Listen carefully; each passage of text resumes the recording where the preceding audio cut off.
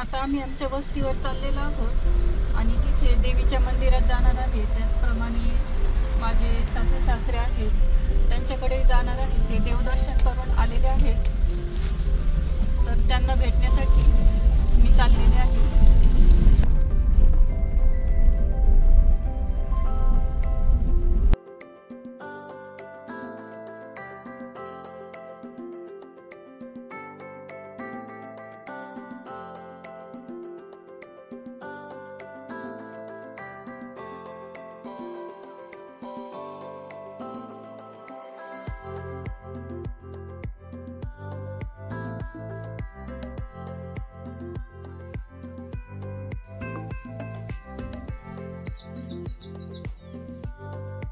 काकूंनी खूप छान फुलझाडे आणि फळझाडे लावलेली आहेत। देवीच्या मंदिरात जाण्याआधी मी इथे फुले घेण्यासाठी आले होते।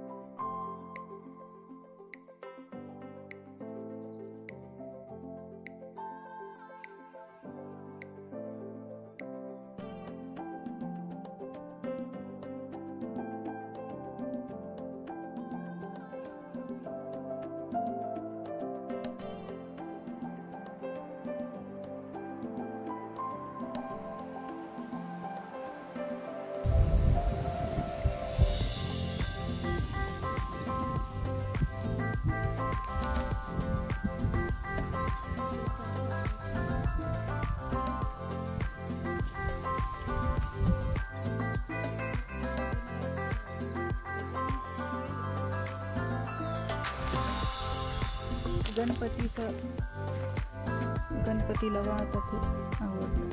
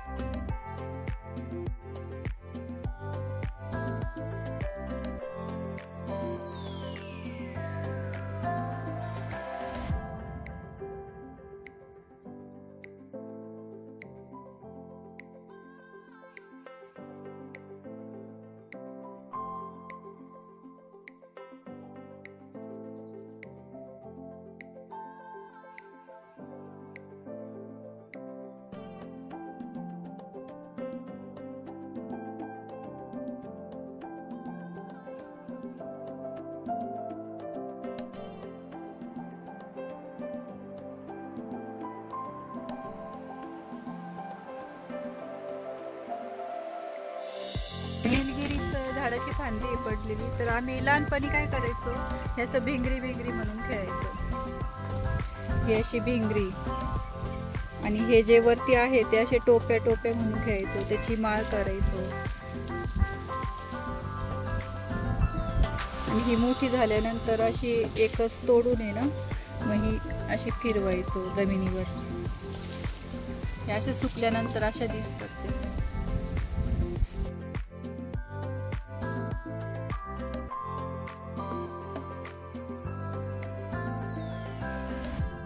इथे आमचं जुनं घर आहे. इथे सर्वजण एकत्र राहत होते.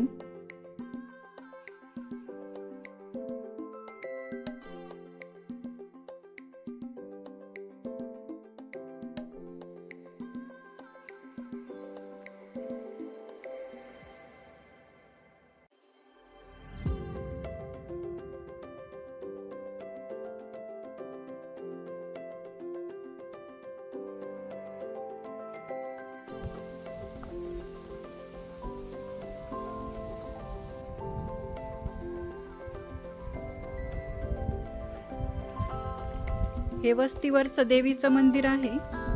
सुरुवातीला हे अगदी छोटे बांधलेले होते. आपण फोटो बघत आहे तसे ते होते.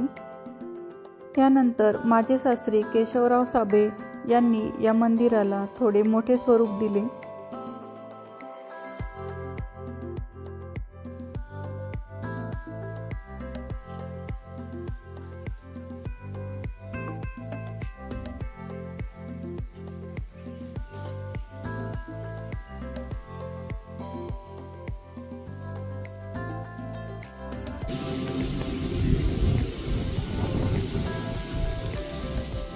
हे देवीचं मंदिर बांधण्यामागं एक कथा आहे.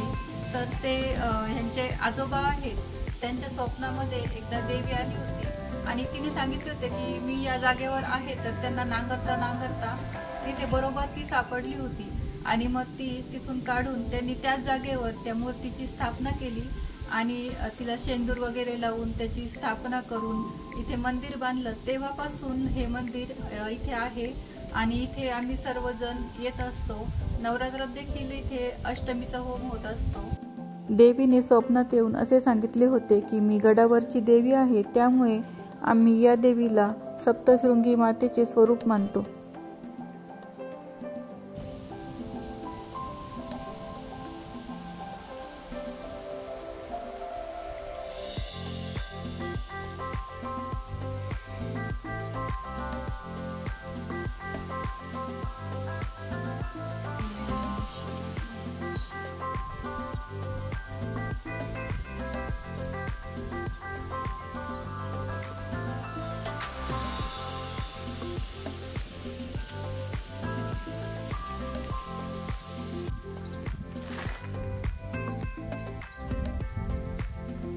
हे लिंबाचं आणि पिंपळाचं झाड आहे. दोन्ही झाडं शेजारी शेजारी आहेत आणि अगदी जाड झालेलं आहे. ते खूप जुनं झाड आहे.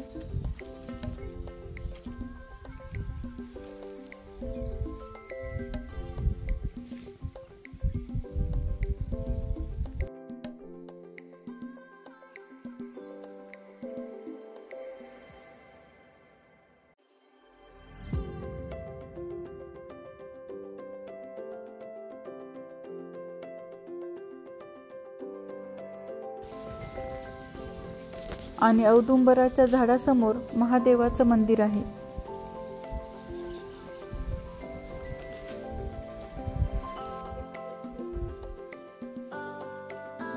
हे आमचं वस्तीवरचं महादेवांचं मंदिर आहे.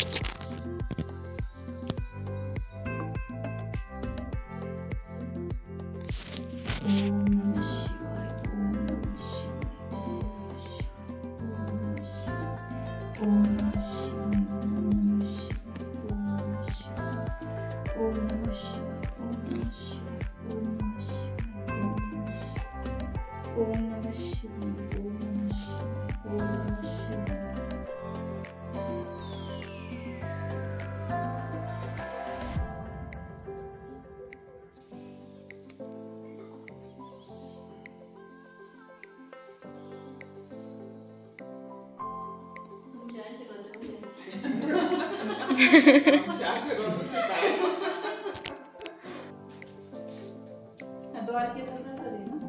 द्वारकेचा प्रसाद.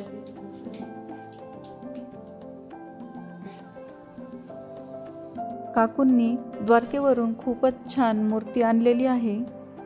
मला ही खूप आवडली.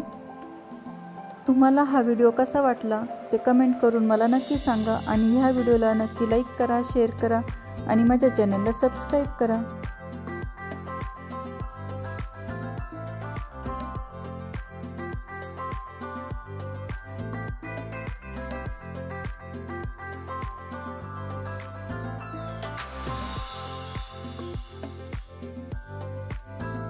व्हिडिओ शेवटपर्यंत बघितल्याबद्दल तुम्हा सर्वांचे मनापासून खूप खूप आभार. तर पुन्हा भेटूया अशाच नवनवीन व्हिडिओसोबत.